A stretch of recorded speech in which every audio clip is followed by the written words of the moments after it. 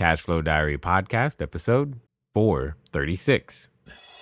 Welcome to yet another exciting episode of the Cashflow Diary podcast, the podcast that teaches you insider tips, tactics, and strategies for creating leverage streams of cash flow into your life. Learn from top-performing entrepreneurs, business owners, investors, and thought leaders from across the globe as they share their secrets to success.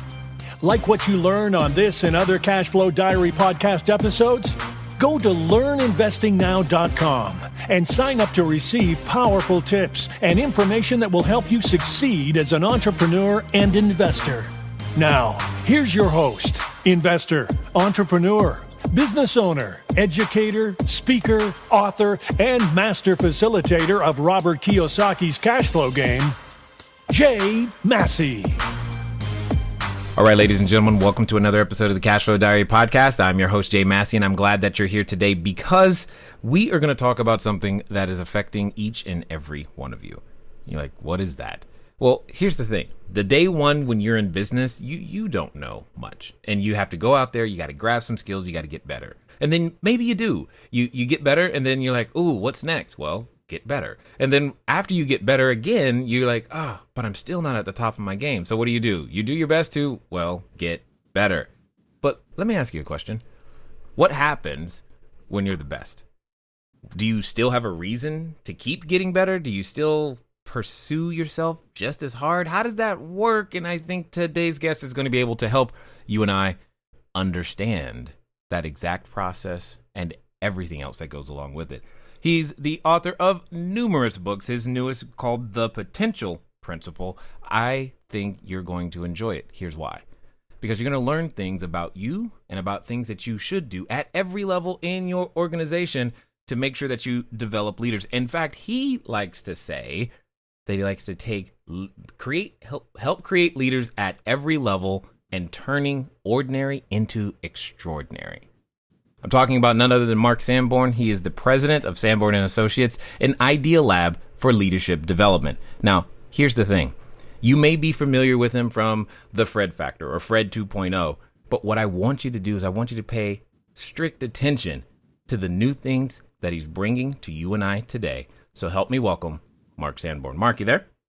Yeah, I am. Thanks, Jay. It's great to be on your show. Thanks for having me. I am so glad that you are here because you were talking about actually one of my most favorite topics, because it's one of those things that affects, I think, every business owner at every level.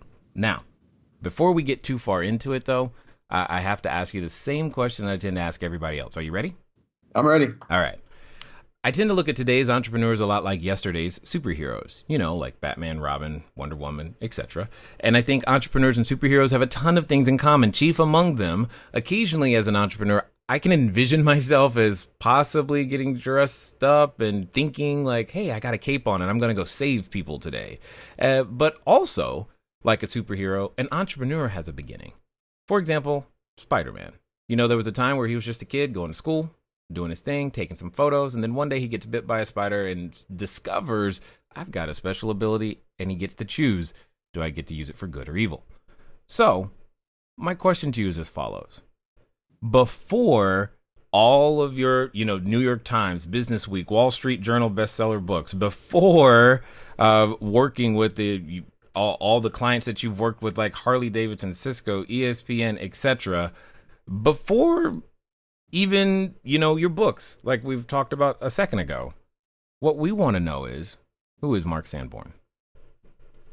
Well, I can tell you when I got bit by the spider, metaphorically. I was 10 years old, and I grew up on a farm. I'm a farm kid. Now, at the age of 10, I was an overweight kid with no athletic ability who did well in school. And if you think back to grade school, that's like a trifecta for getting beat up every day. Right. I did not have this kind of bucolic childhood because I was a jock or, because I was a good-looking kid that all the girls dug. But what I did have was the ability to think well. And when I was in my 4-H club, which is still a huge organization serving young people all over the United States, when I was in 4-H, my club needed someone to represent them in the public speaking contest. And they thought, hey, Sanborn has the ability to memorize things, and they kind of nominated me. And so long story short, without taking too long a stroll down memory lane, my first 5-minute speech was so bad, was so abysmal, so humiliating that I made a very important decision in my life. And this was the spider bite. Instead of saying, doesn't matter, stupid contest, been there, done that, I'll do something different. For some reason, I said, this really matters to me. I want to learn how to do this. I want to craft the ability to write a good speech, to give a good speech. And I threw myself into learning everything I could, studying public speaking. Now, the way that affected me is obvious in that, some years later, I became a full-time professional speaker, but I learned two important things, and it drives leadership and it drives business. And the first is the ability to communicate effectively is critical. There are a lot of skills you can get by without. That's not one of them. The better you communicate, whether it's in writing or verbally or in front of a crowd, the more effective you'll be both as a leader and as an entrepreneur. And the second thing that I learned is that influence is always born with ideas that are communicated in one of the mediums. Today, social media. Back when I was 10 years old, we didn't even have personal computers yet. So I didn't know at the time, but the principle is the same, getting understood and getting people to take action. That's what communication's about. And so those two things have driven my books and my consulting and advising and speaking. And it all goes back to the age of 10 and sucking really bad at my first speech contest. Well, I often say every master was once a disaster. So I totally get that. Now, you mentioned the skill set, though, of communication. That's not necessarily something that's taught in grade school. What if it's so necessary? What's missing? Why is that such a missing thing? I think we have historically in our educational system taught the basics of communication, but, we've kind of lost sight of the forest for the trees. I think we teach people to write and capitalize and use good grammar. And I think sometimes, though, we miss the practical application. Most all of us communicate far more through the spoken word than we do the written word. Doesn't mean the written word isn't important, but when you think about it, mostly you learn those kinds of skills through youth organizations, vocational youth organizations or 4-H or extracurricular activities, which is why I'm a big believer in education, but I'm just as big a believer in groups like Toastmasters. Now, I didn't learn to speak in Toastmasters, but I'm asked twice a week, how do I learn to speak? And I always say, go to Toastmasters. If you've never developed public speaking skills, there's not a more cost-effective way to do it than through joining your local Toastmasters club. But, the good news is anything you want to learn, you can become an autodidact. I love that word. It just means self-taught. It means you can go out and find, and I talk about this in the new book, find the experts and find the resources and develop the skills that will set you on that path towards perpetual improvement. Got it. So take us on this quick journey, if you will. How do we go from 4-H club, horrible public speech, to multiple books, New York Times bestseller? There's a path. I'm just assuming that it wasn't straight and that there were many parts of development along the way. Yeah, I've always wished I could come up with a sexier answer than this, but I just was willing to work. I was willing to work harder than most other people. Okay. They say it's not what you know, it's who you know. No, it's what you know and how well you do it and who you know. All three of those things go together. And I think as an entrepreneur, it's ironic that so many entrepreneurs leave a traditional job to pursue their passion, and then in 3 to 5 years, their business has grown so much that they're miserable. They've gone from running their business, and I'm sure you've said and seen this, to letting their business run them. And I was focused on what I did best and liked best, and then everything else was secondary. And I had this kind of crazy belief that if I became a very, very good communicator, if I was really engaging on the platform, if I was able over time to write stories that people wanted to read, that everything else would follow. But it's funny, Jay, we live in a time where it sometimes seems to me that we've elevated sales and marketing above product. And that is, people think, as long as I got something to sell, that's all that matters. Well, if what you sell is ordinary, you'll never make anything more than ordinary profits. if you really want to be extraordinary, you had better make your product or your service or your client experience extraordinary.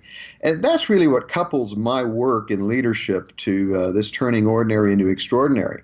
If you don't have a value proposition that is different and compelling to your customer, frankly, you're always going to compete on price. And you're always going to lose business to people who are willing to do it for a little bit less. But when you can become unique, and I don't mean unique in that nobody on the planet does it. You know, you could throw a rock and hit another professional speaker from wherever you're sitting right now. But if you don't find a way to stand out so that people go, wow, in this sea of professional speakers, or in the sea of books on the bookshelf, or in the sea of lawn care businesses, I like these guys, you're going to fail. I got a new doctor yesterday, and the reason I got a new doctor is my health insurance, my old doctor went out of plan. And I love my old doctor, but I found this new guy. And I had such a great experience, you know, that I told my friends, I told my wife. And think about it. You don't expect to go to your initial appointment at a new doctor's office and come home going, that was so fun, right? Never have done that. Home, not even once. No, you come home and you go, oh my God, my appointment was at 8. I saw the doctor at 9:15. He talked to me for 3 minutes. I sat around later waiting for him to finish up the paperwork.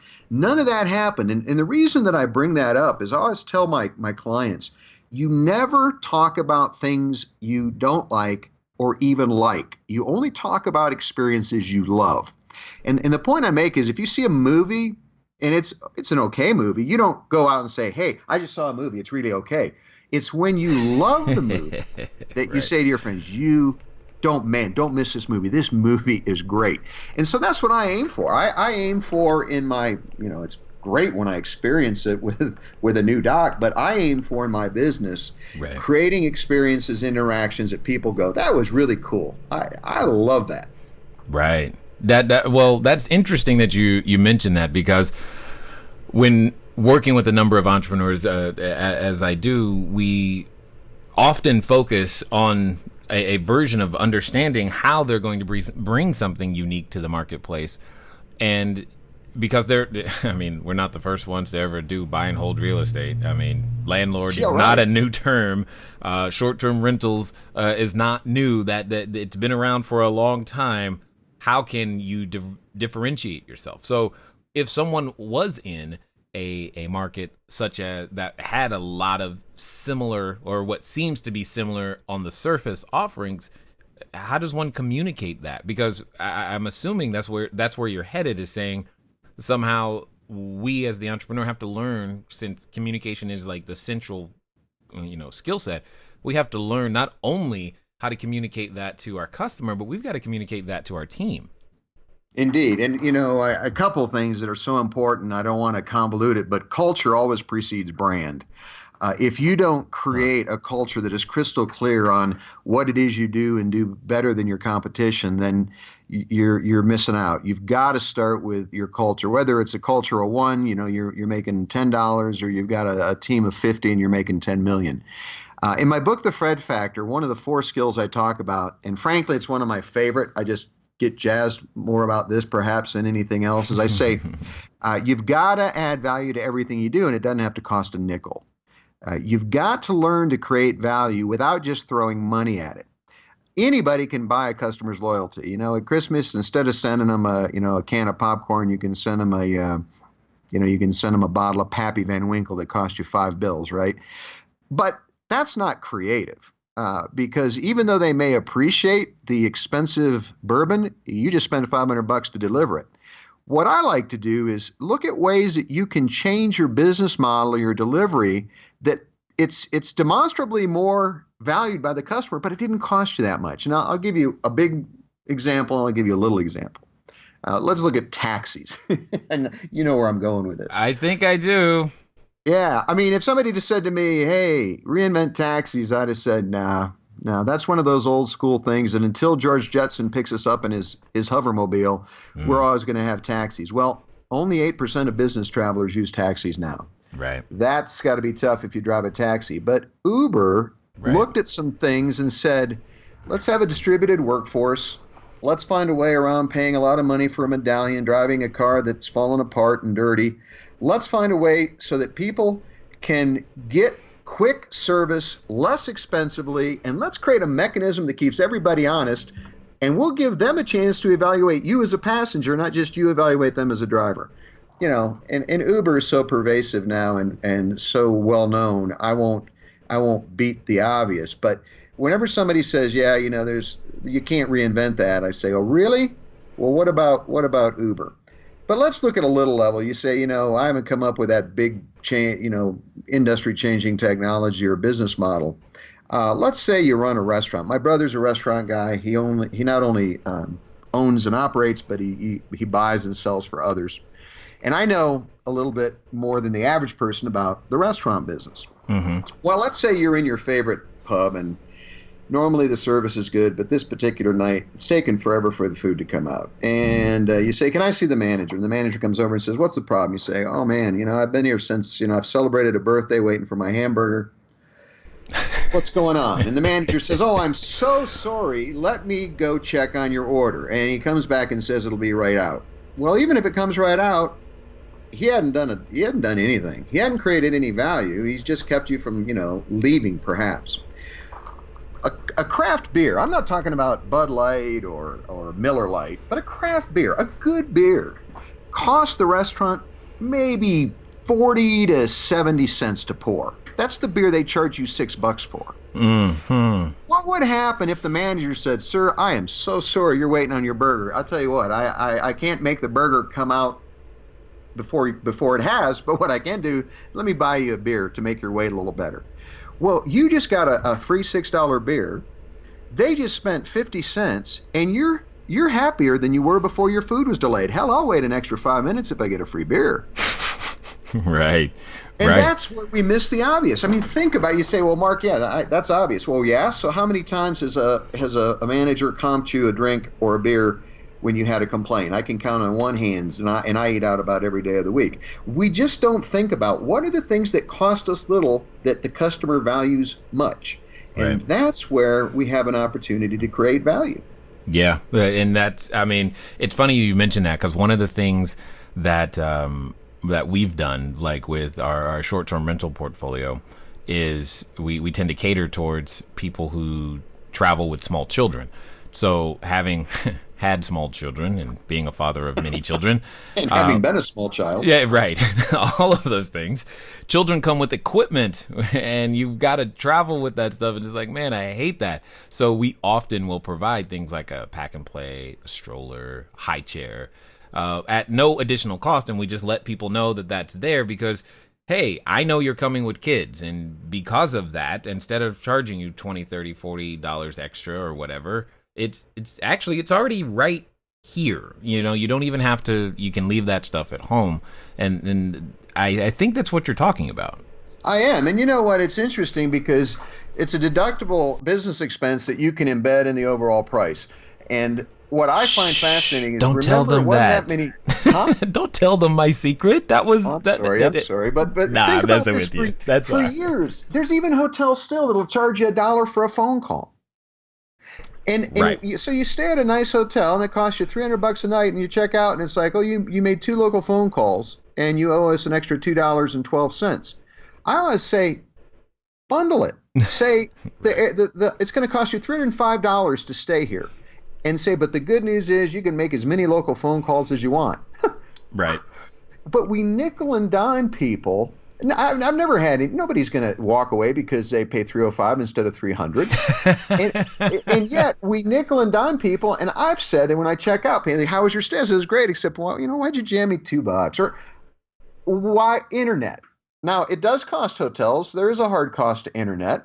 But again, bundle it and call it free. So now you're up to $315, but you got free phone call and free internet. Right. And it's about thinking about how to create value rather than just how to a la carte charge more. And you're right, Jay. When you solve people's problems, when you minimize brain damage, there's a lot of us, especially, and I've got teenage kids, but I remember I'd pay just about anything to minimize the brain damage of traveling with kids. Right. Totally. It was always worth it. It's like, man, I don't have to carry that stroller through the airport. Yeah, I'm in at almost any price. So totally understood. Now, take us up to the potential principle. What's it about? What is the potential principle? And I want to know, do I have it? I mean, help me out. Hello there, entrepreneur. This is Jay Massey. I know that if you've ever gone over to the site, cashflowdiary.com, you may have asked yourself, where on earth do you get a domain name from? Especially as you are beginning to build your bigger, better, badder business, you need a web presence. You need the email address. You need a way for people to contact you electronically so that you can stop doing the @gmail.com game. Well, the good folks over at GoDaddy have definitely supplied us with every domain that we have ever used. So what I want you to do is I want you to go over to trygodaddy.com/cashflow diary. Again, that's trygodaddy.com/cashflow diary, because it's a quick way for you to get set up to capture your domain name the exact way that you want it. They got easy search functions, and most importantly for you is that you'll be up and running today. As I said, once you get started, stay started. Don't let small little obstacles of how to get your own domain name going stop you. So again, go to trygodaddy.com/cashflow diary, and let's get back to the rest of the story. Well, I can help you and your listeners answer the question about whether you have more potential. And that is, if today I said to you, this is as good as life's ever going to get, it's all downhill from here, you'll never get better, would you be happy? And I've yet to have anybody go, yeah, I'd be okay with that. Because deep down inside, we all want to think that we're going to make a little more money, have better relationships, more pleasurable experiences. In other words, we assume that life's going to get better. Where the disconnect is a lot of people don't do anything intentionally every day to make their life better. I've met a lot of successful people. I've met a few billionaires, got to know one pretty well before he passed away. And I've never met anybody that could convince me that they had maximized their potential, that they were firing at 100%. There was not a thing more they could do.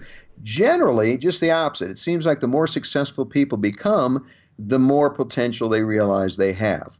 So the potential principle is this. We all know how good we've become.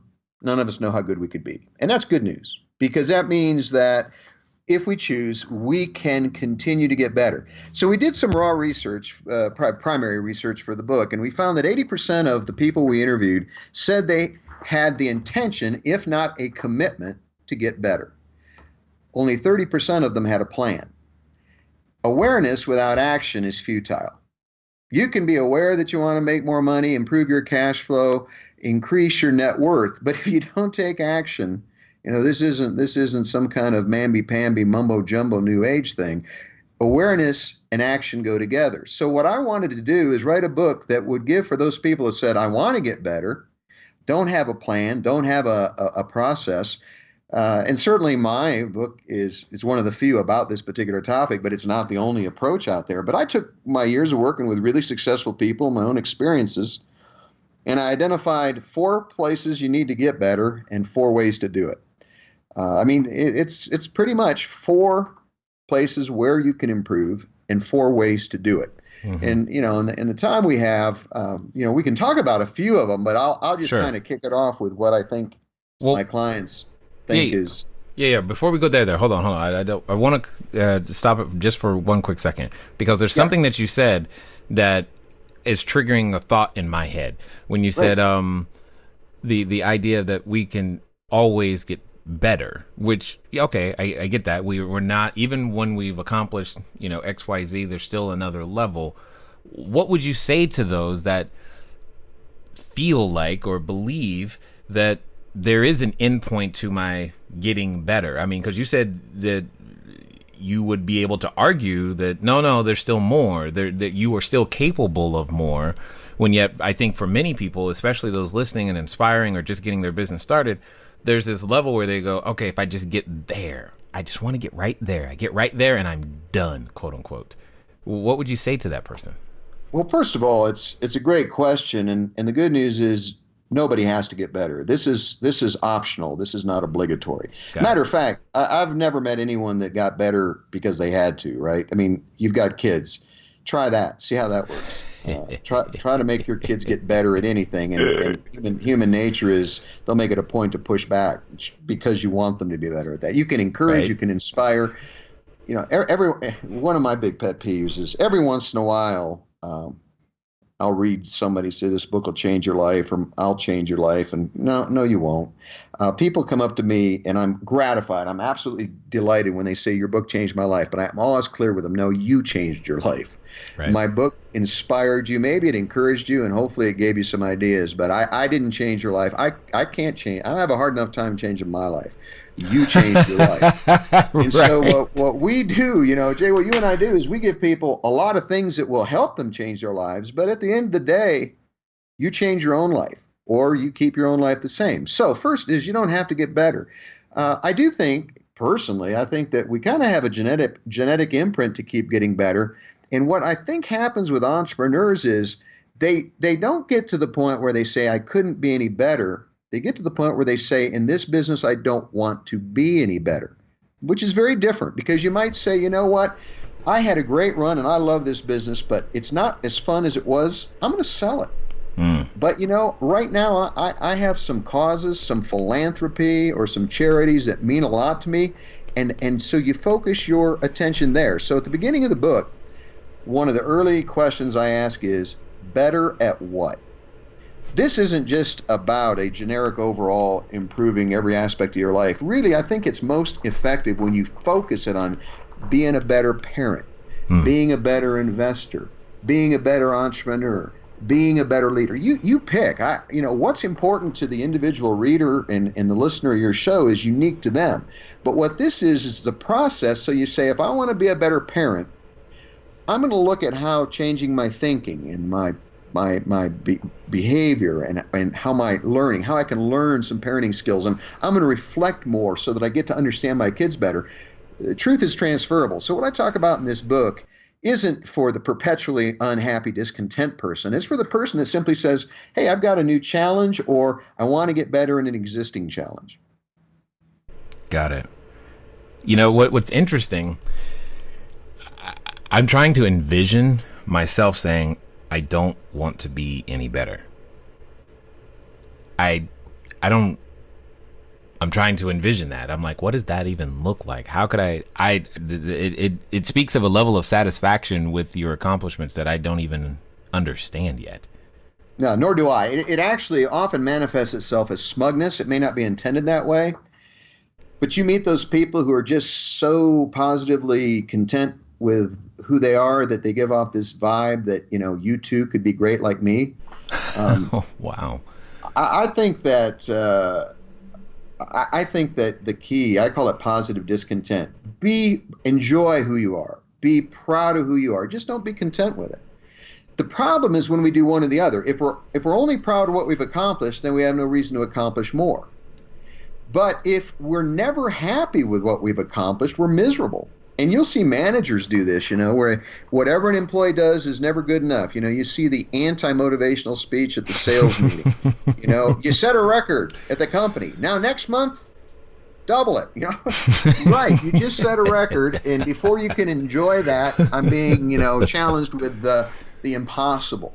So I say positive discontent says, be proud. Enjoy the journey for heaven's sakes. But just don't get to the point where you're content, because that's where you become complacent.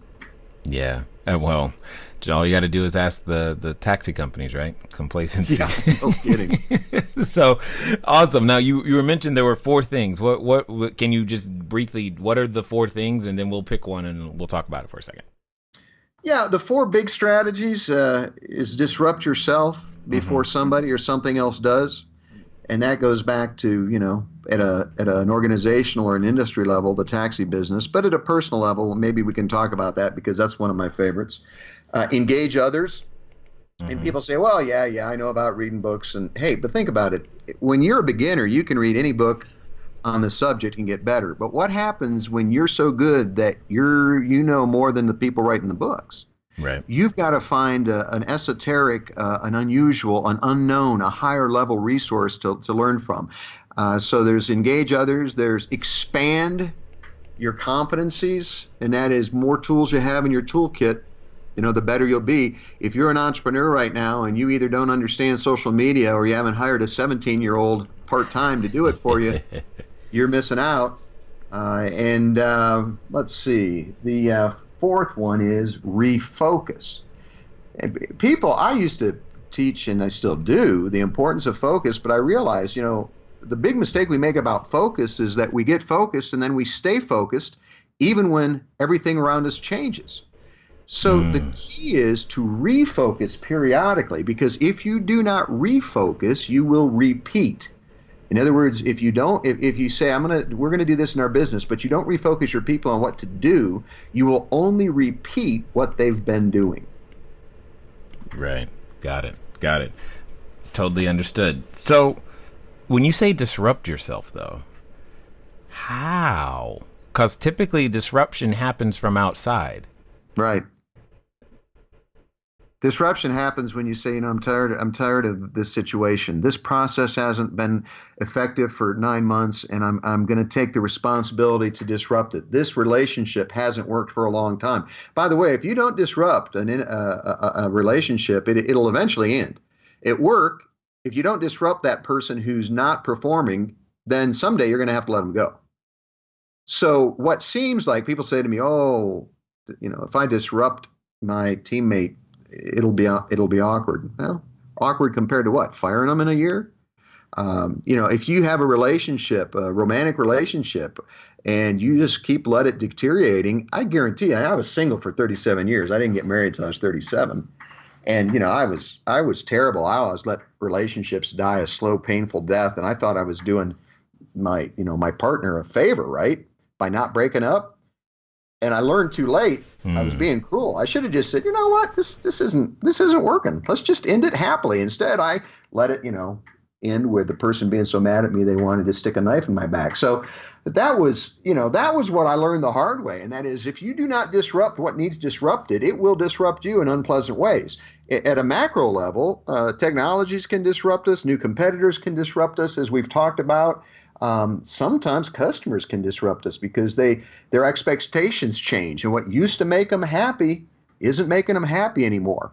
So here's the question, Jay, for your listeners, and it's a simple question. It really deserves some reflection, and that is, who or what needs disrupted in your business or your life? Who or what needs disrupted in your business or your life? And it'll give you a punch list. Go for the big stuff. Don't go for the minor stuff. Go for the big disruptions, because that'll give you the biggest payback. Yeah, I get that. It's just sometimes I think as entrepreneurs we can operate in silos, and when we need that feedback like you're talking about, because it sounds like we might not be paying attention to the feedback, because in order to recognize something needs to be disrupted, I have to be aware that there's a problem, and sometimes I'm not aware of the problems. Well, and if you're not open to feedback, you won't get it. When you look at the leader of North Korea, do you get the impression that nobody wants to say to Kim Jong-un, yeah, that's a bad idea, boss? That will not end well. So here's a guy that, regardless of what you think about geopolitics, here's an example of a guy that is ultimately isolated. And when you're ultimately isolated, you lose touch with reality, because what you need to know, people aren't willing to tell you, because they know that if they're the messenger of bad news, you'll shoot the messenger. Yeah, totally understood. So let me ask you this question. What would you say to the person who's probably been operating at a while? Maybe, they started out, and at the beginning they were thinking, if I can just get to 100,000 and to $1 million of revenue, and now they're on their way to 2 million and beyond, and they're thinking, how can I make the company grow, or what needs disrupting? They're listening to you right now. What's going to be what have you found to be some of the best sources to get that feedback and be able to implement the changes required? Well, it sounds cliche, but the people doing the work will tell you. If you ask the people on your team, what one thing, if we changed it, would make the company more successful, make you happier, would make the customer happier? They got a long list, but just ask them to name the biggest thing. Everybody keeps a list. Boy, if I was boss, if this was my company, Again, you've got to have the kind of relationship where they can be honest without you, beating them up. Because the first time you ask and they tell you honestly, and then you beat them up for feeling that way, forget asking again. It's over. But what I would say I want to even take it a step further, Jay, and I would say when you're a successful entrepreneur, ask yourself, do I want to climb higher on the same ladder, or do I want to put the ladder up against a different wall?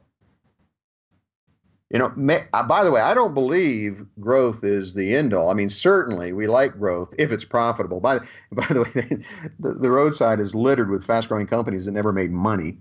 Right. That's a good thing to point out. But sometimes you say, it's not just about growth. It's about the impact we make. It's about the quality of our products and services. It's about the environment that we create for our employees. I love Netflix. Not just because I like their programming and their business model, but because they've been a real pioneer in, is there a better way to work? At Netflix, you don't have working hours. You have a performance objective, and if you meet it, working a few hours or a lot of hours, that's your deal. Vacation, yeah. Last I knew, they were playing around with an unlimited vacation policy, which when you think about it is really the same as a no working hours policy. You become a results-based organization rather than an input-based organization. I mean, we all know people who are busy and haven't accomplished a damn thing. And then we know some people who are out on a yacht right now, but they're killing it. They're making more money and doing more than we are, sitting behind our desk and staring at our computer screen. Right. Totally understood. I like the concept of potential, but it can also feel at times like I don't know, an elusive target. Because if I always have potential, when do I stop? That's the question. Well, you stop when you feel you've achieved enough of it in that particular area. I don't believe in life balance per se. You ever see those exercises where you got like the 6 spokes of life, your health, your relationships. Yes. So, and everybody says the idea is to balance them. No, it's not, because if you balanced your life, that means you would sleep as many hours a day as you put into your relationships and you spend at the office. Life isn't balanced. Life is amazingly unbalanced. It's about how you choose to wait. I think of it as life waiting. You wait what's most important to you. If you, Jim Mattis in the news these days, a Marine beloved by pretty much everybody, he says, I never got married. The Marine Corps was my wife. And here was a guy that recognized, what? I love what I do, and the Marine Corps is my commitment. And he chose against, settling down with some woman who for him, evidently, would have been a distraction. And I admire his honesty. He didn't say to be balanced, I have to be a great Marine and a happily married guy with kids. And by all accounts, the guy is an amazing leader and human being. His life isn't balanced the way most people who live in the suburbs' lives are balanced, but he's very, very successful at what he does.